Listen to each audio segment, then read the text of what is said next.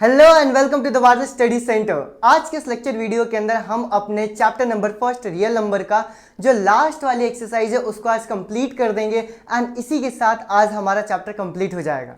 Last वाली video के अंदर मैंने तुम्हें इरेशनल नंबर के बारे में समझाया था और हमने क्या पढ़ा था, हमने ये पढ़ा था बेसिकली कि अगर हमें किसी भी इरेशनल नंबर को जैसे √2 हो गया, √3 हो गया, अगर मुझे उसको इरेशनल प्रूफ करना है तो इरेशनल हम उसको कैसे प्रूफ करेंगे।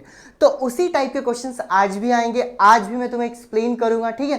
एंड एट द लास्ट हम क्या करेंगे, हम उसके होमवर्क क्वेश्चंस कुछ नोट डाउन करके एंड इस सेशन को हम एंड करेंगे, बेसिकली इस क्लास को हम एंड करेंगे। तो आज जो हम स्टार्ट करने वाले एक्सरसाइज 1.2 के फर्स्ट सेकंड थर्ड तीनों के तीनों क्वेश्चन आज कंप्लीट कर लेंगे, ठीक है। लेकिन आगे बढ़ने से पहले कुछ चीज़ें ज़रा दिमाग के अंदर बिठा लो। एंड मैंने ये तुम्हें फर्स्ट क्लास के अंदर भी बताया था एंड थोड़ी सी चीज़ें अब मैंने चेंज कर दी। क्या चेंज करी है? चेंज ये करी है मैंने कि अब जो तुम्हारी क्लास है ना वो रेगुलर बेसिस पे नहीं जबकि हफ्ते में 3 दिन आएगी, ताकि तुम उसको प्रॉपर तरीके से रिवाइज कर सको, जो मैं तुम्हें होमवर्क दे रहा हूँ वो होमवर्क को कंप्लीट कर सको, ठीक है। तो तुम्हारी जो क्लास है वो मंडे आएगी, तुम्हारी जो क्लास है वेडनेसडे आएगी एंड जो तुम्हारी क्लास है वो कब आएगी, वो फ्राइडे आएगी। और टाइमिंग क्या रहेगा, तो टाइम भी बिल्कुल नोट कर लेना है। तो रोज के रोज 8 PM पे यानी कि शाम को 8 बजे तुम्हारी क्लास आने वाली है। ये कौन सी क्लास रहेगी? मैथ्स की क्लास रहेगी। और बाकी के जो तीनों दिन है ना, होपफुली बहुत जल्द हमारा साइंस की क्लासेस भी स्टार्ट होगा एंड वहाँ पर जो ये बाकी गैप्स है वहाँ पर साइंस वगैरह स्टार्ट होंगे, ठीक है। तो सबसे पहले तो अपने को डेली के डेली क्लासेस करना है, ठीक है। और जो मैंने तुम्हें होमवर्क दिया है वो होमवर्क रिवाइज करना है, डेली रिवाइज करना है, ठीक है ना। उसके बाद होमवर्क करने के बाद मैंने अभी एक और चीज़ स्टार्ट किया, वो ये है कि MCQ PYQ सीरीज। देखो ध्यान से, ये MCQ PYQ सीरीज हमारे पास शॉर्ट्स में आ रहा है और इसी चैप्टर से रिलेटेड मैं तुम्हें क्वेश्चंस दे रहा हूँ। तो इतने ज़्यादा इंपॉर्टेंट है ना कि लास्ट में जो हमारे पास 20 क्वेश्चन रहते हैं, मतलब शुरुआत के क्वेश्चन की शुरुआत में, क्वेश्चन पेपर में शुरुआत में जो हमारे पास 20 क्वेश्चन होते हैं वो MCQ के ही होते हैं। तो अगर हम अभी से ही एक एक क्वेश्चन को प्रैक्टिस करने लग जाए तो हमारे लिए बहुत ज़्यादा बेनिफिशियल होगा। इनफैक्ट मैं तो तुम्हें ये भी रिकमेंड करूंगा कि इसको अपने कॉपी में लिखना स्टार्ट कर दो, ठीक है। क्योंकि अगर हम कॉपी में लिखना स्टार्ट कर देंगे तो डेली हमारी प्रैक्टिस होती जाएगी। क्लियर हो गई बात, ठीक है। आगे बढ़ते हैं जरा, है ना, स्टार्ट करते हैं अपने एक्सरसाइज 1.2 को, है ना। हालांकि ये मैंने कॉन्सेप्ट पिछले वीडियो में भी बहुत अच्छे तरीके से एक्सप्लेन किया है, तो सबसे पहले उसको भी देखना है क्योंकि उसमें बहुत ही छोटे छोटे पॉइंट्स है, जैसे को प्राइम नंबर क्या होता है ये तुम्हें पता होना चाहिए, ठीक है। उसके बाद फिर एक थ्योरम हमने पढ़ा था, वो थ्योरम क्या था कि अगर हमारे पास कोई प्राइम नंबर p है, अगर वो a² को डिवाइड कर रहा है तो वो a को भी डिवाइड करेगा। ये दो चीज़ें या फिर ये दो कॉन्सेप्ट अच्छे तरीके से एक्सप्लेन किया है, यहाँ पर आई बटन के अंदर मैं तुम्हें दे दूंगा, वहाँ पर जाके देख के आना है। क्लियर हो गई बात, है ना। तो यहाँ पर हम क्वेश्चंस डायरेक्टली सॉल्व करना स्टार्ट करेंगे एंड बीच में तुम्हें एक्सप्लेन भी करूंगा, ठीक है। चलो जा देखते हैं।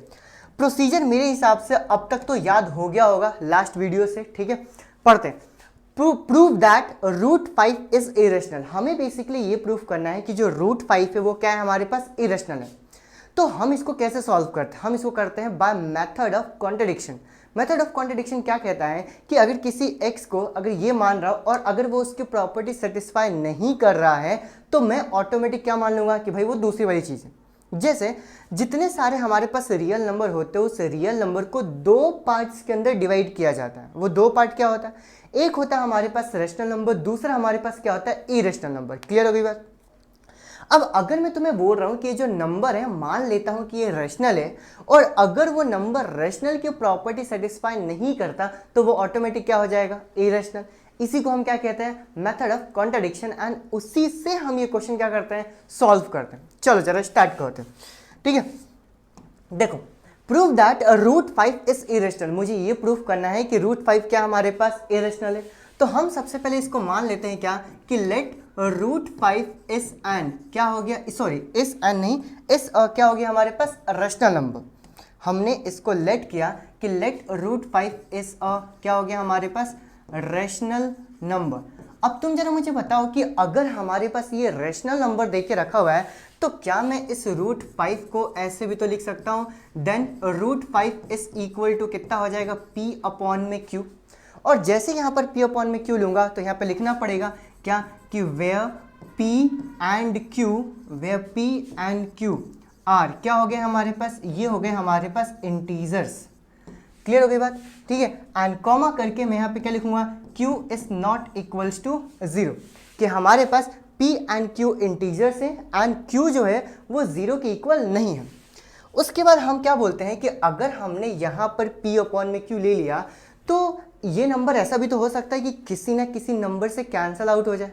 फॉर एग्जाम्पल अगर मैं तुम्हें बोलता हूँ कि 6 अपॉन में 10 लेता हूँ, तो 6 अपॉन में 10 की वैल्यू को क्या मैं अगर चाहूँ तो 2 से कैंसिल करके 3 एंड फिर यहाँ पर कैंसिल करके 5, ऐसा भी तो हो सकता है, ठीक है। तो हमने यहाँ पे क्या बोला कि p अपॉन में q जो लिया है, मान लेते हैं कि सपोज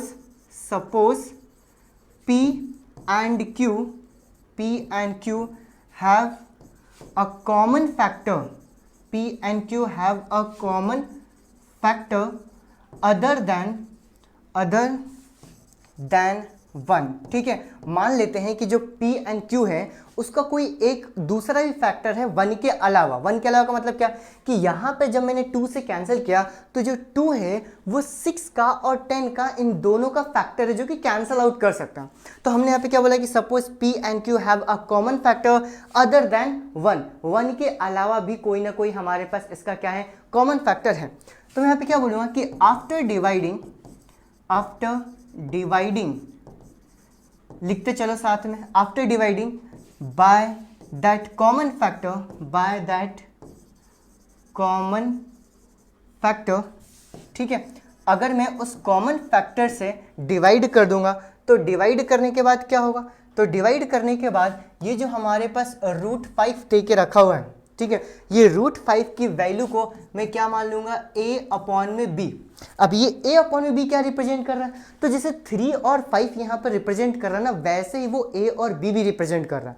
अब ये जो 3 और 5 है, यहाँ पर ये 3 और 5 दोनों के दोनों क्या हो गया हमारे पास, को प्राइम नंबर। अब को प्राइम नंबर क्या होता है, तो को प्राइम नंबर वो नंबर होते हैं जिन दोनों का HCF यानी दो नंबर का HCF अगर हमारे पास 1 आता है तो हम उसको क्या कहते हैं, को प्राइम नंबर कहते हैं।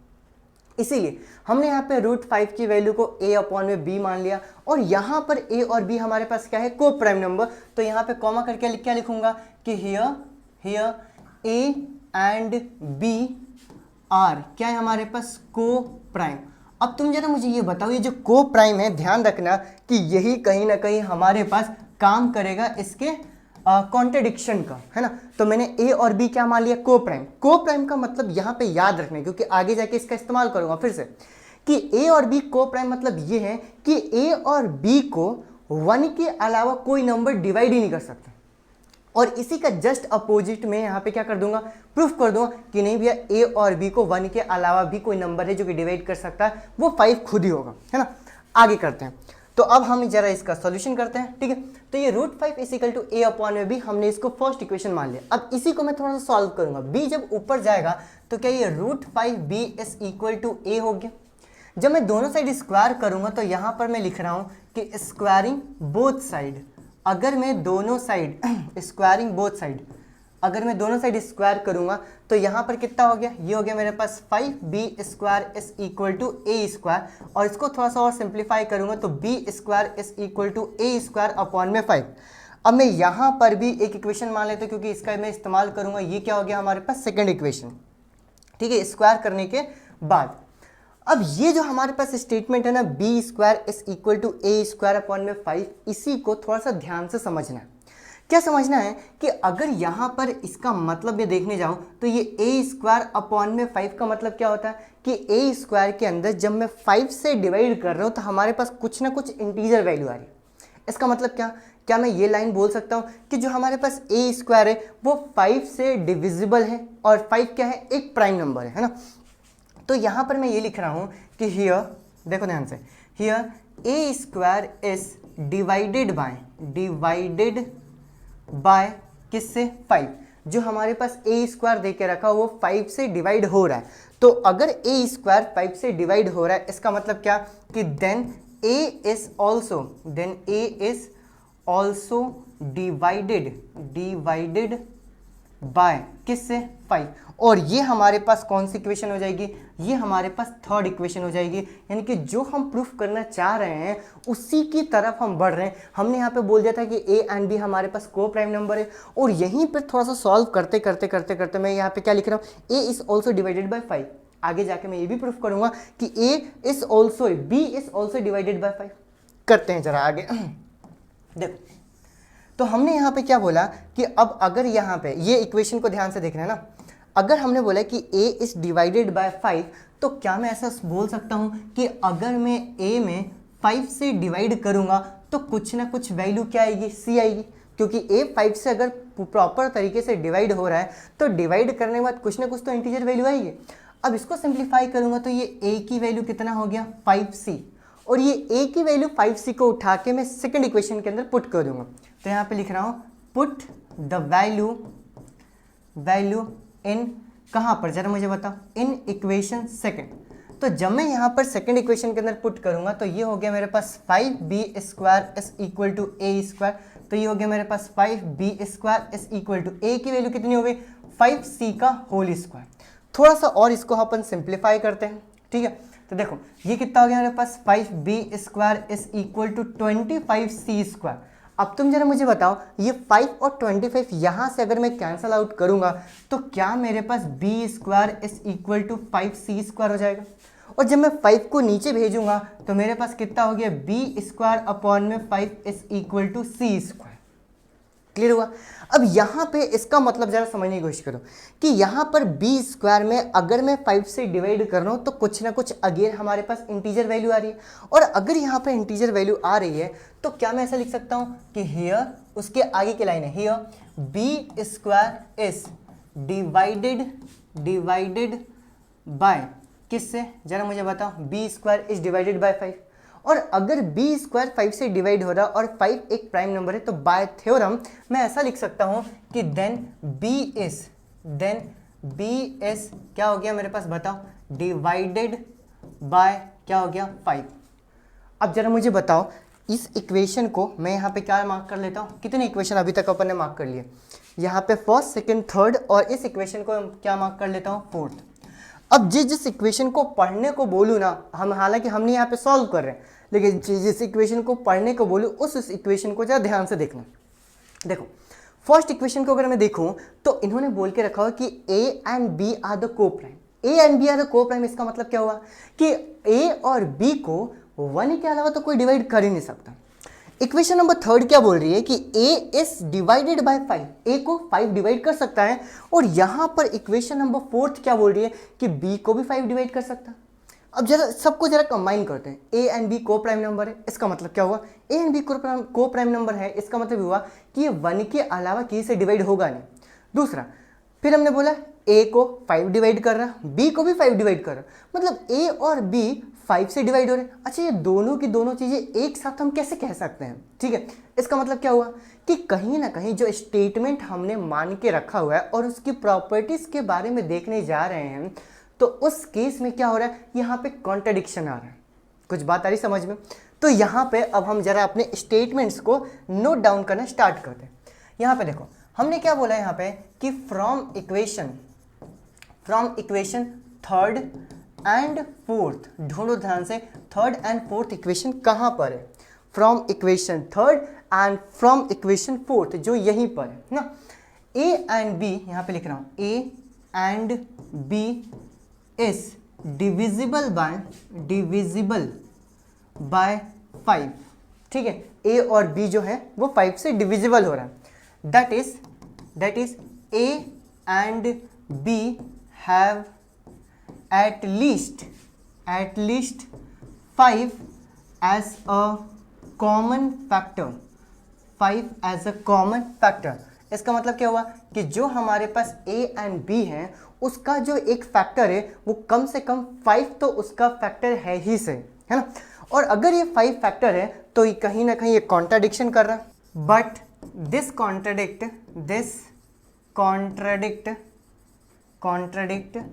the fact that a and b are co-prime। अब यहाँ पे ध्यान से समझने वाली बात ये है कि जब हमने बोला कि a और b को 5 डिवाइड कर सकता, मतलब 5 तो कॉमन फैक्टर होगा ही होगा, ठीक है। लेकिन यहाँ पर ये कहीं ना कहीं एक कॉन्ट्रडिक्शन अकर होता है। कॉन्ट्रडिक्शन अकर क्या होता है, क्योंकि हमने ये बात पहले से ही बोल के रखा कि a एंड b का हमारे पास को प्राइम नंबर्स है, ठीक है। अब ये कॉन्ट्राडिक्शन क्यों आया, तो हम यहाँ पे लिखते हैं क्या, this contradiction arises, this contradiction arises due to our wrong assumption, ठीक है, कि ये जो हमारे पास कॉन्ट्राडिक्शन अराइज हुआ है ये क्योंकि हमने एक गलत अजम्पशन लेके रखा हुआ है कि √5 हमारे पास √5 हमारे पास रेशनल नंबर है, इसकी वजह से ये कॉन्ट्राडिक्शन आया है। इसका मतलब क्या हुआ, इसका मतलब ये हुआ कि हमारे पास √5 रेशनल नंबर नहीं है, √5 क्या है, इरेशनल नंबर। तो हम यहाँ पे क्या लिखेंगे लास्ट में, सो वी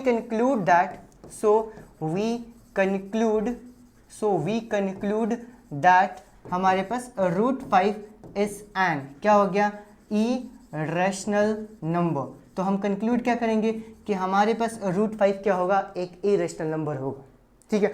तो ये था हमारे पास पूरे का पूरा एक्सप्लेनेशन, ठीक है। हमने सबसे पहले ये माना कि ए एंड बी हमारे पास को प्राइम नंबर है, फिर बाद में हमने ये बोला कि ए और बी को तो 5 डिवाइड कर सकता है, और अगर 5 डिवाइड कर सकता है इसका मतलब क्या हुआ, इसका मतलब ये हुआ कि कहीं ना कहीं हमारे जो अजम्पशंस थे उसके अंदर कुछ गलत अजम्पशंस ले लिए गए थे, इसीलिए हमारे पास √5 अगर रेशनल नहीं है तो वो ऑटोमेटिक क्या हो जाएगा, इरेशनल हो जाएगा। बहुत ज़्यादा इंपॉर्टेंट क्वेश्चन है, ठीक है, डन। चलो जरा आगे बढ़ते हैं अपन सेकंड क्वेश्चन के ऊपर, है ना। अभी मैं तुम्हें प्रैक्टिस करने के लिए भी क्वेश्चंस दूंगा और वो बहुत ज़्यादा इंपॉर्टेंट है, ठीक है। आगे बढ़ते हैं, फटाफट अपन इसको कंप्लीट करते हैं, है ना। अब ये वाले जो क्वेश्चंस होते हैं ये बहुत ज़्यादा इजी रहते हैं क्योंकि इसमें इतना ज़्यादा हमें नहीं लिखना रहता है, और यहाँ पर जब भी हमारे पास क्वेश्चन आता है तो उसके अंदर ये दिया रहेगा कि √5 इज एन इरेशनल नंबर, ये गिवन रहता है हमारे क्वेश्चन पेपर के अंदर, ठीक है। चलो पढ़ते हैं, क्या देखे रखा हमारे पास कि prove that 3 + √5 is an irrational number. मुझे ये प्रूफ करना है, तो सेम टू सेम सिचुएशन हम कैसे करेंगे, हम यहाँ पे लेट करेंगे कि let 3 + two √5 is a rational number, और अगर हमने इसको ये माना है कि हमारे पास रेशनल नंबर है, इसका मतलब क्या हुआ कि 3 + टू √5 को मैं P/Q के फॉर्म में लिख सकता हूँ, कॉमा करके यहाँ पर क्या लिखूंगा कि P एंड Q आर क्या हो गया हमारे पास इंटीजर्स, और यहाँ पर कॉमा करके Q is not equals to 0। और अगर हमने यहाँ पर P और Q इंटीजर लेके रखा तो अब यहाँ पर हम करते क्या है, लास्ट वाली वीडियो के अंदर अगर तुमने देखा होगा तो, कि हम कैसे भी करके इरेशनल वाली वैल्यू को एक साइड करते हैं। तो अगर मैं यहाँ पर इस तरीके से करने जाऊँगा तो ध्यान से देखो कि ये 3 + two √5 is equal to P/Q दे के रखा, तो सबसे पहले तो इस 3 को उधर ट्रांसफर कर देते हैं, तो ये हो गया मेरे पास 2 √5 इज इक्वल टू कितना आ गया, P/Q। डन। अब जरा मुझे बताओ आइए क्या करेंगे, फिर सॉरी ये -3 है ना, ये +3 उधर गया तो हमारे पास क्या हो गया, -3 हो गया, और जब 2 को नीचे भेजूंगा तो ये √5 is equal to P/Q minus में 3, और इसके अपॉन में जब 2 लेके आऊँगा तो 2 यहाँ पर भी हो जाएगा और इसके अपॉन में भी क्या हो जाएगा, हमारे पास 2 हो जाएगा। अब इसको मैं आगे लिखता हूँ, है ना, फिर अच्छे तरीके से क्लियर समझ में आएगा। देखो मैंने यहाँ पे क्या लिखा कि √5 इज इक्वल टू, है ना, ये जो 2 नीचे डिवाइड में गया ये दोनों के नीचे आ गया, तो क्या आ गया P/2Q, हमने यहाँ पे लिखा P/2Q माइनस क्या देके रखा हुआ पे चलते हैं, -3/2, ये हो गया -3/2। अब ये जो हमारे पास दे के रखा हुआ है ना कंडीशन, इसी चीज़ को हमें थोड़ा सा समझना है। समझना ये है कि यहाँ पर जो हमारे पास P एंड Q दे के रखा हो ये तो इंटीजर्स वैल्यू है, और अगर ऊपर और नीचे हमारे पास इंटीजर वैल्यू है और इंटीजर वैल्यू का डिफरेंस भी करेंगे तो भी हमारे पास क्या आता है, इंटीजर वैल्यू आता है। और अगर ये इंटीजर वैल्यू है मतलब रेशनल वैल्यू आता है, तो ओवरऑल अगर हमारे पास यहाँ पर पूरी की पूरी वैल्यूज रेशनल आ रही है तो इसका आंसर इरेशनल कैसे हो सकता है। फिर से मैं तुम्हें समझाता हूँ, यहाँ पर P एंड Q क्या हो गया, इंटीजर, तो P/Q करूँगा या फिर 3/2, ये बात मुझे पता है कि ये रेशनल वैल्यूज है, तो ये भी रेशनल हो गया, ये भी रेशनल हो गया, और डिफरेंस अगर निकालूंगा तो ये पूरी की पूरी वैल्यू भी हमारे पास क्या होगी, रेशनल वैल्यू होगी। और अगर हमारे पास रेशनल वैल्यू है तो इसको सॉल्व करने पे हमारे पास आंसर भी क्या आना चाहिए, रेशनल आना चाहिए। लेकिन हमें पता है कि √5 क्या है, इरेशनल नंबर, तो हम इसको लिखें कैसे, ठीक है। ये स्टेटमेंट्स याद करनी है तुम्हें। यहाँ पे क्या लिखूंगा कि सिंस P एंड Q, ध्यान दो, since P and Q are integers, जो हमारे पास p है और जो हमारे पास q है ये क्या है, इंटीजर है, ठीक है। देन जो हमारे पास ये वैल्यू आएगी p अपॉन में 2q माइनस में 3 अपॉन में 2 will be a rational number, will be अ क्या हो जाएगा हमारे पास, रैशनल नंबर। और अगर हमारे पास ये रैशनल नंबर है लेकिन हमारे पास आंसर क्या आ रहा है, √5, जो कि इरेशनल नंबर है, बट वी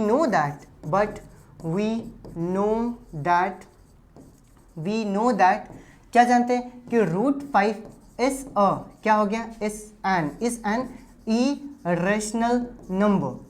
इरेशनल नंबर। हमारे पास आंसर क्या आना चाहिए था, हमारे पास आंसर आना चाहिए था रैशनल नंबर, लेकिन आ क्या रहा है, हमारे पास आ रहा है इरेशनल नंबर। तो यहाँ पे क्या लिखूंगा कि this contradiction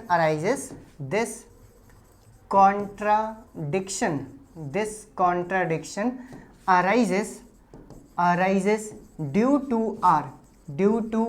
our wrong assumption, ठीक है, हमारे गलत अजम्पशन की वजह से ये हमारे पास अराइज हुआ है। So we conclude that, last में हम क्या कंक्लूड करेंगे, सो वी कंक्लूड दैट जो हमारे पास वैल्यू दे के रखा था, क्या वैल्यू दे के रखा था, देखो ध्यान से, 3 + 2√5। सो वी कंक्लूड दैट 3 + में 2√5 इज एन क्या हो गया हमारे पास, इरेशनल नंबर। तो हम कंक्लूड क्या करेंगे कि हमारे पास क्या होगा, इरेशनल नंबर होगा, ठीक है। जो ये वाले क्वेश्चन रहते हैं वो ज़्यादा सिंपल होते हैं एज कम्पेयर टू सिंगल वाला। क्यों, क्योंकि यहाँ पे ये जो हमारे पास √5 दे के रखा हो ना, ये चीज़ ऑलरेडी हमारे पास क्या रहती है, गिवन रहती है क्वेश्चन के अंदर कि √5 हमारे पास इरेशनल नंबर है। तो ओवरऑल हम उसका सब्ट्रैक्शन, मल्टीप्लिकेशन, ठीक है, क्वेश्चन वाले उनको फिर हम इसको इरेशनल प्रूफ करते हैं। आसान सा क्वेश्चन था। आगे बढ़ते हैं अपने नेक्स्ट क्वेश्चन की तरफ, ठीक है। आते हैं जरा इस क्वेश्चन के ऊपर, देखो पढ़ते हैं। ये अपॉन में है, 1 अपॉन में √2। चलो, prove that the following are the irrational number. Same to same procedure करना है, इसमें कुछ भी नया नहीं है। अब मेरे साथ साथ कॉपी में लिखना स्टार्ट करो। देखो हम क्या लेंगे, हम यहाँ पे लेंगे कि लेट 1 अपॉन में √2 इज अ रैशनल नंबर। ये तो और ज़्यादा आसान है। तो यहाँ पे हमने क्या लिया, देन 1 अपॉन में √2 is equal to p upon में q। और यहाँ पे तो और जल्दी चेंजेस कर देंगे, ठीक है। 1 अपॉन में √2 is equal to p upon में q। यहाँ पे लिखता हूँ where p and q are क्या हो गया हमारे पास, इंटीजर्स, और q is not equals to 0। Then अब यहाँ पे जब मैं थोड़े बहुत चेंजेस करूँगा, मतलब √2 की वैल्यू निकालूंगा, तो मैं क्या कर सकता हूँ, यहाँ पे क्रॉस मल्टीप्लाई। जब मैं क्रॉस मल्टीप्लाई करूँगा तो ये मेरे पास क्या हो जाएगा, ये हो गया मेरे पास q is equal to √2p। और जब मैं p को नीचे लेके आऊँगा तो q अपॉन में p इज इक्वल टू √2। अब अगेन यहाँ पे भी ध्यान देने वाली बात है कि जो p और q दे के रखा, मतलब q या p दे के रखा हुआ है, ये हमारे पास इंटीजर्स है। और अगर इंटीजर है तो ये हमारे पास रैशनल होना चाहिए। तो अगर ये हमारे पास रैशनल है तो इसकी वैल्यू भी तो रैशनल आनी चाहिए, लेकिन हमारे पास आ क्या रही है, इरेशनल। और अगर हमारे पास इरेशनल वैल्यू आ रही है, इसका मतलब क्या हुआ कि कहीं ना कहीं यहाँ पर हमारे पास कॉन्ट्रडिक्शन हो रहा है कि एक साइड रैशनल है एंड दूसरे साइड क्या है हमारे पास, इरेशनल। इसकी वजह से कहीं ना कहीं जो हमने अजम्पशन लेके रखा वो क्या लेके रखा हुआ, रॉन्ग लेके रखा हुआ, ठीक है। चलो यहाँ पे लिखते हैं, है ना। अब स्टेटमेंट अपने को लिखना है। देखो स्टेटमेंट में क्या लिखेंगे, हम लिखेंगे कि since P and Q are क्या है हमारे पास, ये है हमारे पास इंटीजर्स। अगर P एंड Q हमारे पास इंटीजर्स देके रखे हुए हैं, देन तो मैं यहाँ पे क्या लिखूंगा कि देन जब मैं Q अपॉन में P निकालूंगा विल बी अ क्या हो जाएगा, रैशनल नंबर। जो हमारे पास Q अपॉन में P है वो एक रैशनल नंबर होगा। और अगर हमारे पास ये रैशनल नंबर हुआ तो हम ये बात जानते हैं, बट यहाँ पे लिखता हूँ, बट वी नो दैट, ठीक है, √2 इज एन क्या है हमारे पास, इज एन इरेशनल नंबर। हमें ये बात पता है कि जो हमारे पास √2 है वो क्या है, एक इरेशनल नंबर है ना। फिर मैं यहाँ पे लिखूंगा दिस कॉन्ट्राडिक्शन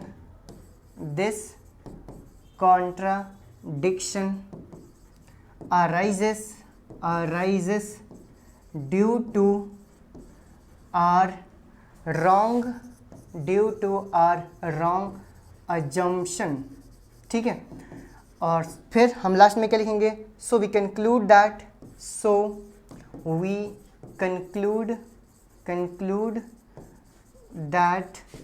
1 में √2 is an irrational number. So we conclude that 1 में √2 is an irrational number. ये हमारे पास क्या होगा, irrational number होगा। आसान सा क्वेश्चन था, इसमें इतना कोई ज़्यादा अपने को कन्वर्जन नहीं करना था। एंड बाकी ये जो स्टेटमेंट्स है, ये स्टेटमेंट्स तो तकरीबन सेम ही रहेंगे, ठीक है। आगे बढ़ते हैं जरा नेक्स्ट क्वेश्चन की तरफ, ठीक है। 7√5, ठीक है, करते हैं जरा सॉल्व इसको।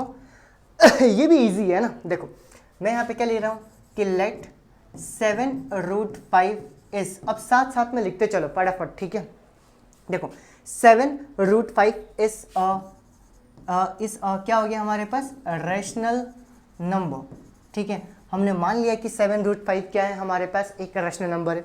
अगर ये रैशनल नंबर हुआ तो मैं यहाँ पे क्या लिखूंगा कि देन 7√5 को मैं P में Q के फॉर्म में लिख सकता हूँ, कॉमा करके हम क्या लिखेंगे कि where P and Q are क्या हो गया हमारे पास, integers, and Q is not equals to 0। ये स्टेटमेंट्स हमें लिखनी पड़ती है, ध्यान रखना, ठीक है। अब इसको थोड़ा सा अपन मॉडिफाई करते हैं। मॉडिफाई कैसे करेंगे ज़रा मुझे बताओ। तो जब मैं इसको मॉडिफाई करने जाऊंगा तो ये √5 को तो इधर ही रहने देता और 7 को नीचे भेजूंगा, तो यहाँ पर भी 7P में Q। और इसी स्टेटमेंट में कहीं ना कहीं हमको कॉन्ट्रडिक्शन दिखता है। क्या कॉन्ट्रडिक्शन दिखता है कि P और Q अगर हमारे पास इंटीजर्स दे के रखे हुए हैं, ध्यान समझना, P और Q अगर हमारे पास इंटीजर्स दे के रखे हुए हैं, इसका मतलब ये हुआ कि अगर मैं 7 टाइम्स करूँगा तो ये पूरी की पूरी वैल्यू रैशनल होगी। ध्यान देना है ना, ये जो हमारे पास पूरी की पूरी वैल्यू है ये क्या होनी चाहिए, ये होनी चाहिए हमारे पास रैशनल, लेकिन ये वाला क्या हो जाता है, ये हो जाता है हमारे पास इरेशनल। और इसी की वजह से कि रैशनल और इरेशनल इक्वल कैसे हो सकते हैं, इसी कॉन्ट्रडिक्शन की वजह से हम बोलते हैं कि हमने अजम्पशन जो लेके रखा वो रॉन्ग लेके रखा। चलो स्टेटमेंट्स अपन यहाँ पे अगले स्लाइड पे लिखते हैं। देखो हम यहाँ पे क्या लिखेंगे कि since P and Q are क्या हो गया हमारे पास, इंटीजर्स। जो हमारे पास P है और जो हमारे पास Q है, क्योंकि ये दोनों के दोनों इंटीजर्स हैं, देन जरा मुझे बताओ हमने कौन सी वैल्यू लेके रखा, 7P में Q। तो यहाँ पे लिखेंगे 7P में Q। कहाँ गया हम, 7P में, एक मिनट, अरे यार इसको नीचे भेजना था ना, चलो इसको नीचे कर देते हैं, ये यहाँ पे गलती कर दी है। ये जो 7 है वो नीचे आएगा, ये जिससे कोई फ़र्क नहीं पड़ेगा इतना, लेकिन यहाँ पर कर देते हैं। ये हो गया मेरे पास 7Q। तो यहाँ पर अच्छा हुआ मैंने देख लिया, वरना भी ये गलत होता। सही कर दो, सही करो इसको। ये कितना हो गया मेरे पास, 7। P में 7Q विल बी क्या हो गया हमारे पास, will be a rational number. इसको क्या होना चाहिए, इसको रैशनल नंबर होना चाहिए। बट यहाँ पे लिखता हूँ बट वी नो दैट, क्या जानते हैं हम, जरा मुझे बताओ। ये चलते हैं √5, but we know that √5 is an irrational number, ठीक है। हमें पता है कि जो हमारे पास √5 है ये क्या है, हमारे पास इरेशनल है। और अगर हमारे पास ये इरेशनल नंबर है, ठीक है, तो ये कहीं ना कहीं कॉन्ट्रडिक्शन आता है। तो यहाँ पे लिखता हूँ this contradiction arises due to our wrong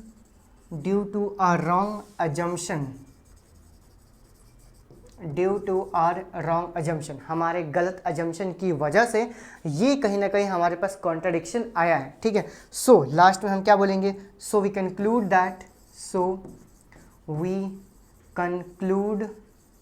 that, हम क्या कंक्लूड करेंगे जरा मुझे बताओ। सो वी कंक्लूड दैट क्या था, 7√5। So we conclude that 7√5 is an, क्या हो गया हमारे पास, इरेशनल नंबर। क्लियर हो गई बात, ठीक है। अब यहाँ पे समझने की कोशिश करो, ठीक है, कि ये स्टेटमेंट्स कहीं ना कहीं हर क्वेश्चन के अंदर रिपीट हो रही है। तो अगर ये क्वेश्चन हर क्वेश्चन के अंदर रिपीट हो रहा है, मतलब ये स्टेटमेंट्स हर क्वेश्चन के अंदर अगर रिपीट हो रहा है, तो कहीं ना कहीं हमें इनको याद कर लेना है। ठीक है, चलो जरा आगे बढ़ते हैं नेक्स्ट क्वेश्चन की तरफ। ये लास्ट क्वेश्चन है हमारे पूरे चैप्टर का। ठीक है, उसके बाद फिर मैं तुम्हें होमवर्क दूंगा। पढ़ते हैं, सेम स्टेटमेंट स्टार्ट करें। देखो मैं यहाँ पे लेता हूँ, लेट 6 प्लस में root 2 is a rational number. ठीक है, ये हमारे पास क्या है, एक रैशनल नंबर है, ये मान लेते हैं। अगर हमने ये मान लिया तो हम क्या लिखेंगे, देन 6 प्लस में root 2 is equal to P upon में क्यू। जो 6 प्लस में रूट 2 है उसको पी अपॉन में क्यू लिख सकते हैं, comma where P and Q are क्या हो गया हमारे पास, इंटीजर्स। जो हमारे पास p है और जो हमारे पास q है, ये दोनों के दोनों क्या है, इंटीजर है। और जैसे ही हमारे पास ये इंटीजर आ गया है तो हम यहाँ पे क्या बोलेंगे, चलो मुझे बताओ। अब यहाँ पे थोड़ा सा चेंजेस करते हैं। तो हमने यहाँ पे root 2 is equal to P upon में q माइनस 6 कर दिया। अगेन यहाँ पर ही हमको कॉन्ट्रडिक्शन है। कॉन्ट्रडिक्शन क्या है कि p और q अगर हमारे पास रैशनल वैल्यू है, सॉरी इंटीजर्स है, तो ये एक रैशनल नंबर, माइनस में ये भी एक रैशनल नंबर, तो ओवरऑल ये वैल्यू हमारे पास रैशनल नंबर आएगी। और अगर ये रैशनल नंबर आ रही है, इसका मतलब क्या कि ये वैल्यू रैशनल होनी चाहिए, लेकिन हमें पता है कि रूट 2 रैशनल नहीं है। बस यही पे हमारे पास कॉन्ट्रडिक्शन आ जाता है। चलो देखो, तो कॉन्ट्रडिक्शन को हम लिखते हैं प्रॉपर तरीके से। स्टेटमेंट्स अब तुम्हें याद हो गई होंगी, क्या याद हो गई जरा मुझे बताओ।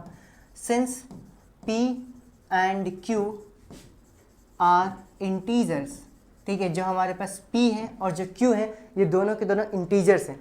और अगर हमारे पास ये इंटीजर्स है, इसका मतलब क्या हुआ, इसका मतलब ये हुआ कि अगर मैं यहाँ पर p अपॉन में q माइनस 6 करूँगा, देखो ध्यान से, p अपॉन में q माइनस में 6, p अपॉन में q माइनस में 6 यहाँ पे लिखता हूँ, देन p अपॉन में q minus 6 will be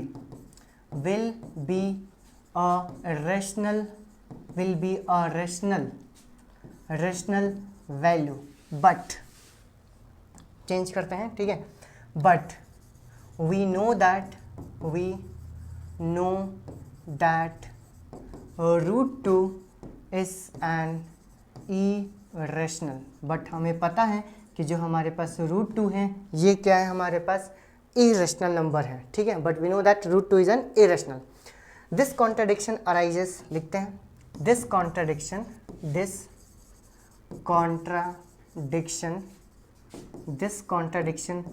arises due to our wrong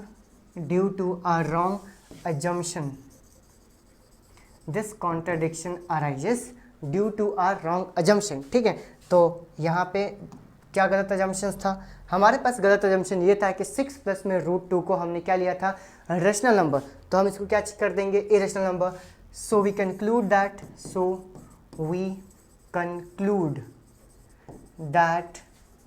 6 plus root 2 है ना, 6 plus root 2 is an irrational number. ठीक है, और यहाँ पर हमारे पास सारे के सारे क्वेश्चंस क्या होते हैं, कंप्लीट होते हैं इस पूरी की पूरी एक्सरसाइज का। अब जरा ध्यान से समझने की कोशिश करो कि मैं तुम्हें क्या बोलना चाह रहा हूँ, है ना। जो चैप्टर नंबर फर्स्ट है ना, ये मैं बोलूँगा ना कि ये one of the toughest chapter है क्लास 10th का। ठीक है, जिसको समझने में ना समय लगता है, तुम्हें ना बहुत सारे क्वेश्चंस की रिटन प्रैक्टिस करनी पड़ेगी। ये स्पेशली जो लास्ट वाली एक्सरसाइज है, बहुत बच्चों को टफ जाती है, लेकिन अगर एक बार कॉन्सेप्ट दिमाग के अंदर फिट हो गया ना, उसके बाद तुम सारे के सारे क्वेश्चन लिख दोगे। एक बार दो बार में जब हम स्टेटमेंट्स लिखते हैं तो हमें वो चीज़ें याद हो। एक दिक्कत जो तुम्हें इस फर्स्ट चैप्टर के अंदर आएगा, और एक और चैप्टर 6 चैप्टर ट्राइंगल, इसी के अंदर दिक्कत आता है। जनरली इतने सालों से पढ़ा रहा हूँ तो मुझे यही पता है कि बच्चों को जनरली इन्हीं दो चैप्टर के अंदर दिक्कत आता है, बाकी सारे के सारे चैप्टर्स बहुत ईजी है। अब जब हम सेकंड चैप्टर स्टार्ट करेंगे, थर्ड चैप्टर करेंगे, फोर्थ चैप्टर करेंगे, वो चैप्टर्स बहुत ज़्यादा ईजी होंगे, इतने ज़्यादा कि ईजी कि बस पूछो मत। ठीक है, तो आज यहाँ पर हमारे पास समाप्त होता है, लेकिन जैसे कि मैं तुम्हें हर बार हर सेशन के अंदर बोल रहा हूँ कि होमवर्क करना बहुत ज़्यादा ज़रूरी है। लास्ट वाले में भी दिया था और यहाँ पर भी दे रहा हूँ कि first, second and third question, इन तीनों क्वेश्चंस के स्टेटमेंट्स को ज़रा लिखो ताकि चीज़ें दिमाग में फिट हो जाए। ये है तुम्हारा आज का होमवर्क। तुम्हें होमवर्क करना है, ये सेशन पूरा पूरा कंप्लीट करना है, तुम्हें उसका पीडीएफ बनाना है, पीडीएफ बना के मुझे सेंड करना है। बहुत सारे बच्चे भेजना स्टार्ट कर चुके हैं, ठीक है। तो अब थोड़ी सी रेगुलरिटी बना लो। अब जैसे अपार्ट फ्रॉम दैट अलग अलग सोशल मीडिया से जुड़ सकते हो, ठीक है। इंस्टाग्राम पे फॉलो कर सकते हो, यहाँ पर भी अब मैंने शॉर्ट्स डालना स्टार्ट कर दिए हैं, ठीक है। अगर डायरेक्टली कनेक्ट होना है तो मैंने तुम्हें नंबर दे ही दिया है, यहाँ से स्कैन करके भी कनेक्ट हो सकते हो। एंड इनकी पीडीएफ बहुत जल्दी हम इस चैनल के ऊपर यानी वारिस स्टडी सेंटर टेलीग्राम चैनल के ऊपर हम प्रोवाइड करना स्टार्ट कर देंगे, ठीक है। अपार्ट फ्रॉम दैट अगर आप कंफर्टेबल हो तो हमारी ऑफलाइन क्लासेस भी चलती है आरंभ क्लासेस के नाम पे, ठीक है। ये महू के अंदर अगर धारनगर के अंदर आएंगे तो वहाँ पर है ना, धारनगर के अंदर महू, यहाँ पर आके मिल सकते हैं। इस नंबर पे आप कांटेक्ट कर सकते हैं। बाकी किसी भी डाउट वगैरह के लिए अभी आरंभ स्कॉलरशिप टेस्ट चल रहा है, तो वहाँ पर you can get up to the 20% discount जितने भी तुम्हारी फीस बन रही है जिस क्लास के हिसाब से, ठीक है। Once again thank you so much, ठीक है, फॉर वॉचिंग द वीडियो। अगर तुमने यहाँ पर लास्ट तक आया हो तो हर चीज़ क्रिस्टल क्लियर समझ में आ रहा होगा, ठीक है। टाइप करना है कि बताओ क्या तुम्हें हर चीज़ समझ में आ रहा है। Once again thank you so much, bye bye.